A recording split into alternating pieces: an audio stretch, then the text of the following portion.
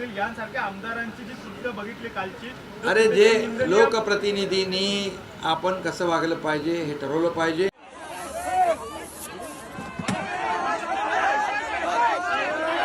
कालची हाणामारी बघितली, एकमेकांना चांगली तुंबड कुटाकुटी केली, कुणी स्प्रे मारला, कुणी काय केलं, सगळा राडाच राडा झाला. आणि राडा झाल्यावरती महाराष्ट्राचे मुख्यमंत्री आणि 2 उपमुख्यमंत्री काय म्हणाले, राडा होऊ द्या, पण आम्ही तिघंही एकच आहोत. निवडून आल्यानंतर पुन्हा आम्ही सगळे एकत्र येऊनच बसणार आहोत.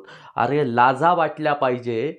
ज्या कार्यकर्त्यांवरती हल्ले झाले, कुणाचे डोके फुटले, कुणावरती विषारी स्प्रेचा मारा झाला आणि हे कार्यकर्ते एकमेकात तुंबड हाणामारी करतायत आणि वरचे नेते मात्र कार्यकर्त्यांशी एकजूट नाही आहेत. कार्यकर्त्यांचं त्यांना देणं घेणं नाही.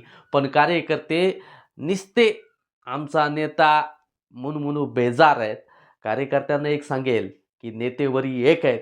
तुम्ही हाणामारी करताल, तुमचं कुटुंब उद्ध्वस्त होईल, तुमच्यावरती केसेस दाखल होतील आणि जेव्हा नोकरीचा विषय येईल तेव्हा कॅरेक्टर सर्टिफिकेट मागितलं जातं आणि त्यावेळेस तुमचं कॅरेक्टर सर्टिफिकेट मिळणार नाही. कुठलाही नेता तुमच्यासाठी उभा राहणार नाही.